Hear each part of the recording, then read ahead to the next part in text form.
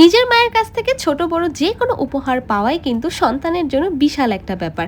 আমি আর আমার মা মিলে আজকে কোথায় চলে গেলাম আর সারাদিনে কি কি করলাম সেই সব কিছু ব্লগে শেয়ার করতে থাকবো। এন্ড হ্যালো, আসসালামু আলাইকুম everyone, this is Lamis and welcome to Lamis and Shovon. আজকে একদম ভোরে আমি আর আমার মা ঘুম থেকে উঠে গেলাম, কারণ আমাদের একটু ঢাকার বাইরে কাজ আছে। কি কাজে যাচ্ছি সেটা তো অবশ্যই তোমাদের সাথে শেয়ার করব।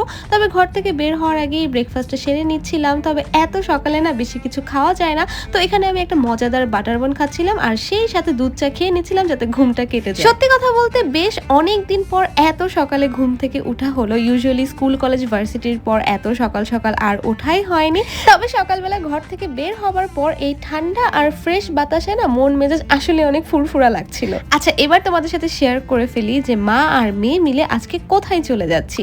আজকে কিন্তু আমি আমার নানু বাড়ি বা বলতে পারো আমার মায়ের বাড়ি ব্রাহ্মণবাড়িয়াতে যাচ্ছি। আমার মনে হয় ঢাকা থেকে ব্রাহ্মণবাড়িয়া জেলাটা কিন্তু খুব একটা বেশি দূরে না। চাইলে বাসে করেও যাওয়া যায় অথবা আমাদের মতো সিএনজিতে ভেঙে ভেঙেও যাওয়া যায়। সিএনজি থেকে নেমে এখানে আমরা 10 মিনিটের একটা ফেরি ক্রস করে নিচ্ছিলাম।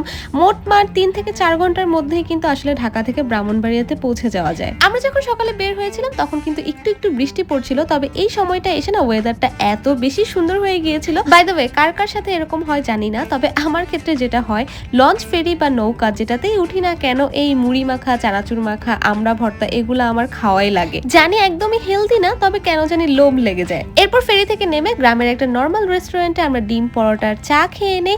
এরপরে কিন্তু আবার আমরা একটা অটোতে উঠে যাই। অটোতে না উঠে আমরা কিন্তু চাইলে লঞ্চ বা স্পিড বোটেও আসতে পারতাম, কিন্তু আমি আর আম্মু দুইজনই বড় নদী পথটা অ্যাভয়েড করতে চাইছিলাম। আর সেই জন্যই কিন্তু 1 থেকে 1.5 ঘন্টার একটা অটো রিক্সার রাইড নেওয়া হয়। আমার ভিডিওতে তোমরা প্রায় জানতে চাও আপু ব্রাহ্মণবাড়িয়ার কোথায় আপনার দাদু বাড়ি নানু বাড়ি। তো ব্রাহ্মণবাড়িয়ার নবীনগর থানার সলিমগঞ্জেই হচ্ছে আমার নানু বাড়ি। তো আমরা কিন্তু মা আর মেয়ে সেখানে চলে আসলাম আজকে। আর হুট করে ঢাকা থেকে এত দূর আসার একটা কারণ তো অবশ্যই রয়েছে।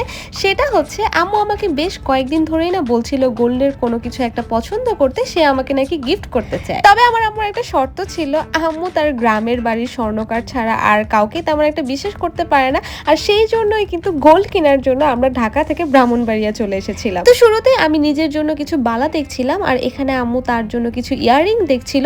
ছোটখাটোর মধ্যে এই ইয়াররিংটা আমার বেশ পছন্দ হয়েছিল।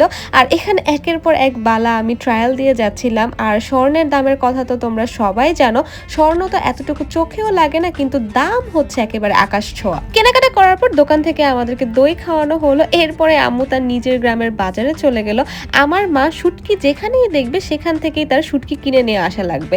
তো শুটকি কেনার পর সে আবার চলে গেল মিষ্টির দোকানে। এখানে আমাদের বাসার জন্য, তারপর আমার ছোট খালামুনির বাসার জন্য, সবার জন্য কিন্তু মিষ্টি কেনা হলো, কারণ আমাদের সলিমগঞ্জ বাজারের মিষ্টি আসলেই অনেক মজা। এরপর আর দেরি না করে একটা গাড়ি নিয়ে সরাসরি ঢাকায় চলে আসলাম। তবে দুঃখের বিষয়টা হচ্ছে আমার নানা ভাই বেঁচে নেই আর আমার নানু আমাদের সাথেই ঢাকায় থাকে। নানু আর নানা ভাই না থাকলে নানা বাড়িরও তেমন কোনো মজা নেই, তাই সেখানে যাওয়া হয়নি।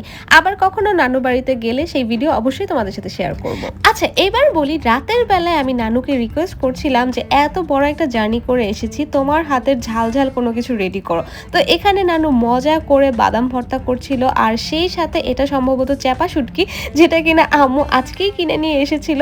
তো আম্মু বলছিল যে এই চ্যাপা শুটকির ভর্তা অনেক মজা হয়, তো এটাই বানিয়ে ফেলি। তো এখানে কিন্তু নানু সবার জন্য চ্যাপা শুটকির ভর্তাও বানিয়ে ফেলছিল। গরম গরম ভাতের সাথে এই শুটকি ভর্তা দিয়ে খেতে এত যে ভালো লাগে, তখন মনে হয় কি অন্য কোনো তরকারি না হলেও চলবে। তো এখানে নানু ভর্তা বাটার পর যে পাটা মোছা ভাতটা বানানো হয় সেটাই রেডি করে দিচ্ছিল। আর এই ভাতটা খেতেও কিন্তু অনেক মজা লাগে। আর এখানে আমার এক্সপ্রেশন দেখে বুঝতেই পারছো এত ভালো হয়েছিল। যাই হোক, ডিনার শেষ করে আমি আমার শ্বশুর বাড়িতে চলে এসেছিলাম, কারণ আমার ড্রেসের কিছু শুট করা বাকি ছিল। আর আমার পেজ এলএনএস অ্যাটায়ারে তোমরা নতুন নতুন সব 2 পিস 3 পিসের কালেকশন পেয়ে যাবে। ক্যাপশনে আমি পেজ লিংকটা দিয়ে দিব, তাই সামার ফ্রেন্ডলি ড্রেস পেতে এক্ষুনি আমাদের পেজটা ভিজিট করে ফেলো। এরপর শোভন আমার আর ওর জন্য আবার পিৎজা অর্ডার করে রেখেছিল। সো আজকে সুন্দর একটা দিন এভাবেই শেষ হলো। আজকের এই ব্লগটা কেমন লেগেছে তা কিন্তু অবশ্যই জানাবে। Thanks for watching, tata, bye bye, Allah হাফেজ।